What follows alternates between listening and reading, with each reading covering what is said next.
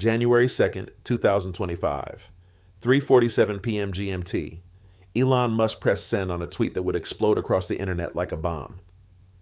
Keir Starmer was complicit in the rape gangs of Britain. He should be in prison. 211 million followers saw it instantly. Within minutes, it was trending worldwide. Within hours, the UK government was in crisis mode. Within days, Starmer himself was forced to respond publicly. The world's richest man, Donald Trump's closest advisor, owner of X, CEO of Tesla and SpaceX, had just declared war on Britain's prime minister. And he wasn't backing down. Musk's claim was devastating in its simplicity. Between 1997 and 2013, over 1,400 children in Rotherham were sexually exploited by organized grooming gangs. Authorities knew, police knew, social services knew, and for years, they did nothing. Keir Starmer was Director of Public Prosecutions from 2008 to 2013, right in the middle of this nightmare. His job was to prosecute criminals. His responsibility was to protect victims. So why, Musk demanded, were so few prosecutions brought? Why did the abuse continue for years under his watch? The question hung in the air like smoke. Starmer had built his entire political career on being the competent lawyer, the man who restored integrity, the prosecutor who brought justice. Now, the world's most followed person on social media was calling him complicit in child rape, and millions of people were listening. Here's what makes this story so explosive. It's not just about Starmer. It's about a scandal that British authorities tried to bury for decades. Rotherham, Rochdale, Oxford, Telford, Newcastle, town after town, the same pattern emerged. Organized groups of men targeting vulnerable young girls, some as young as 11, for systematic sexual abuse, grooming them with gifts and attention, then exploiting them, trafficking them, destroying their childhoods. The numbers were staggering. Rotherham alone, 1,400 victims over 16 years. Telford, potentially 1,000 victims. Rochdale, dozens of girls failed by every institution meant to protect them, and the authorities, they looked the other way. Police dismissed victims as making lifestyle choices. Social workers were warned not to investigate. Local councils were told to stay quiet. Why? Fear of being called racist, because most of the perpetrators were from Pakistani heritage communities. This is the minefield Musk just walked into, and he brought 211 million people with him. On January 6th, Starmer finally responded publicly. His voice was firm, defensive, almost angry. Those spreading lies and misinformation are amplifying the voice of the far right. I won't let that happen, he pointed to his record. In 2008, when he became DPP, grooming gang prosecutions were rare. He claimed he changed that. He introduced new guidance for prosecutors. He personally authorized the first major grooming gang prosecution in Rochdale in 2012. 9 men convicted, justice served. I tackled this head on as DPP, he insisted. Anyone suggesting otherwise is spreading falsehoods for political purposes. But Musk wasn't buying it. Neither were millions of others. Because here's the problem with Starmer's defense. If he really tackled it head on in 2008, why did the abuse continue until 2013? If he changed the guidance and made prosecutions a priority, why were there so few cases brought forward? Why did it take until 2012, 4 years into his tenure, to prosecute the Rochdale gang? The questions kept multiplying, and Musk kept asking them. Then Musk made it worse, or better, depending on your perspective. He started talking about Tommy Robinson. Robinson, real name Stephen Yaxley Lennon, was in prison, convicted of contempt of court for filming outside a grooming gang trial. He'd violated reporting restrictions designed to protect the trial's integrity. The court said he was jeopardizing justice. Robinson said he was exposing a cover-up. Musk's take? Free Tommy Robinson. Just 2 words, but they detonated across British politics like a grenade, because Robinson isn't just any activist. He's been called a far-right agitator, an Islamophobe, a dangerous extremist. The establishment despises him. The media demonizes him. Every mainstream politician keeps their distance. And now Elon Musk, advisor to the President of the United States, was defending him. Starmer's government was furious. MPs demanded Musk stay out of British affairs. Commentators called him irresponsible, dangerous, reckless. The Guardian ran headlines about billionaire interference in UK democracy, but on X, Musk's platform, the reaction was very different. Polls showed 60% support for America liberating the UK from tyrannical government. Thousands shared Robinson's old videos about grooming gangs. Trial Rower's free Tommy trended for days. The British establishment was losing control of the narrative, and they knew it. But wait, before we see how this escalated further, you need to understand why this matters beyond just Starmer versus Musk. Donald Trump was inaugurated on January 20th, 2025. Elon Musk was one of his closest advisors, potentially in line for a government efficiency role. The special relationship between the US and UK was already strained under Labour. Now imagine, the most influential voice in the incoming US administration is publicly calling Britain's Prime Minister complicit in child rape and demanding he go to prison. This wasn't just a Twitter spat. This was a diplomatic crisis. Starmer needed Trump's cooperation on trade, security, Ukraine, China, but Trump's right-hand man was declaring war on him. How do you negotiate with Washington when Musk is poisoning the well daily? The Foreign Office was in panic mode. Back channels were working overtime. Someone needed to calm this down before it exploded completely. But Musk showed no signs of stopping. If anything, he was accelerating. Musk started posting receipts, documents, reports, statistics. He shared the J report from 2014, the independent inquiry into Rotherham that exposed the full scale of the cover up. He quoted sections about police failures, counsel failures, prosecution failures. He highlighted timeline gaps. 2008, Starmer becomes DPP. 2009 to 2011. How many grooming gang prosecutions? Barely any. 2012, Rochdale case finally happens. 2013, Starmer leaves office. 2014, the J report reveals the full horror of what was allowed to continue. The implication was clear. On Starmer's watch, children continued to be abused while prosecutors did too little, too late. Starmer's defenders pushed back hard. They pointed to the 2013 guidance he issued. They noted the Rochdale prosecution set a precedent. They argued he couldn't prosecute cases that police and social services weren't bringing forward. But Musk had a counter argument. That's the point. As DPP, you had the authority to demand investigations, to push police forces, to make this a national priority. Why didn't you? The debate raged across social media, news channels, Parliament itself, and every day Musk's platform amplified one side, while traditional media defended the other. It was information warfare, and the British government was losing. Here's what's fascinating. Throughout all of this, one voice was notably silent.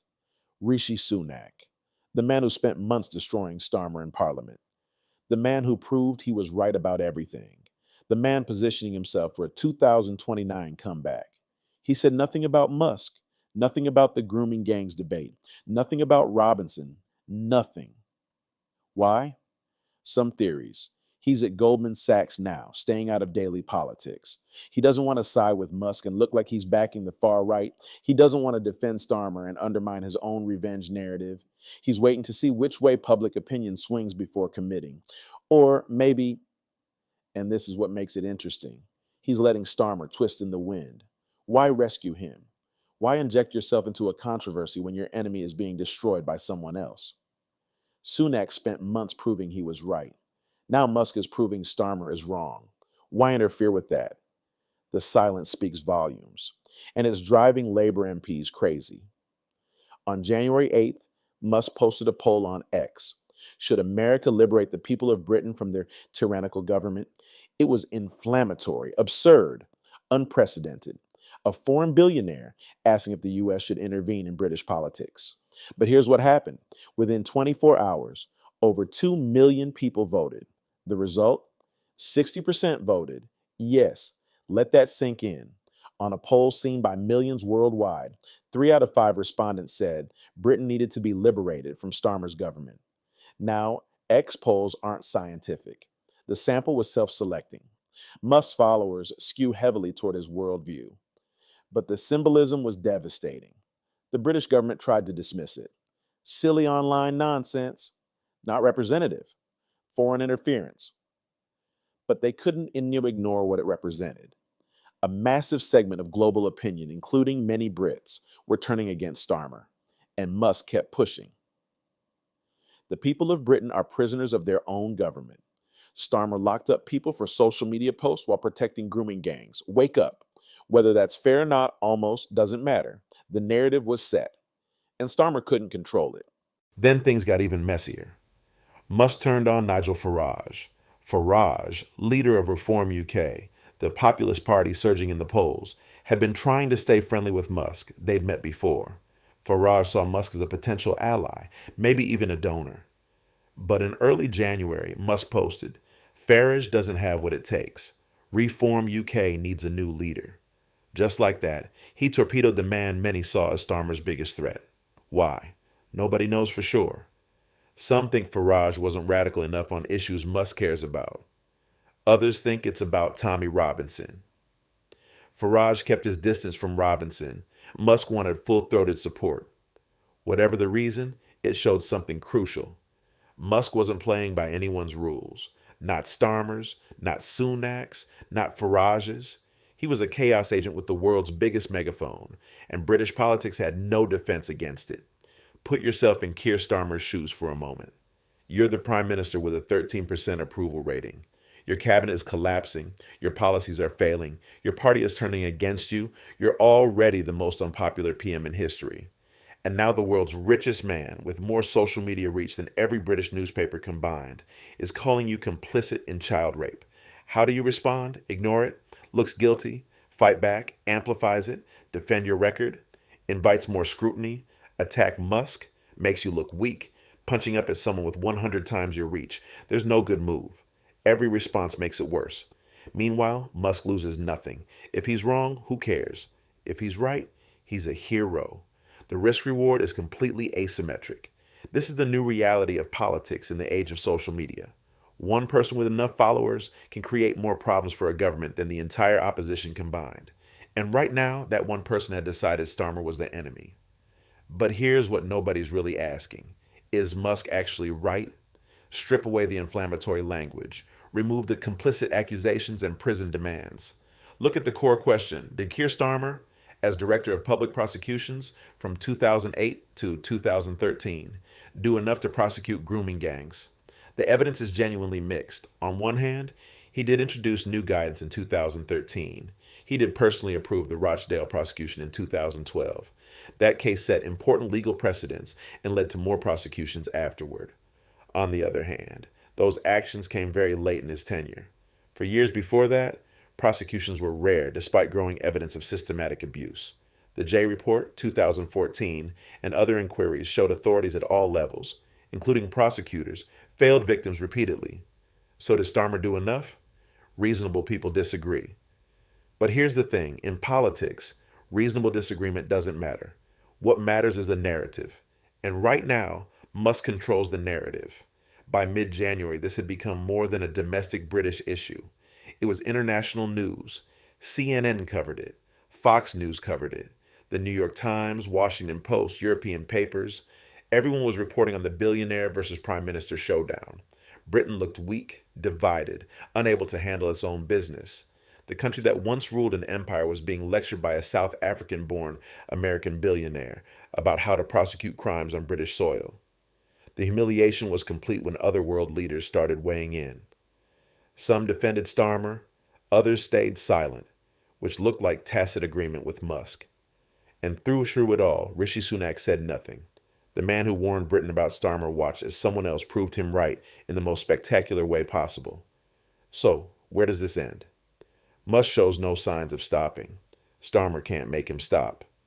The grooming gang's issue isn't going away. If anything, Musk has ensured it will be investigated, debated, and scrutinized more than ever. But here are the questions nobody can answer yet.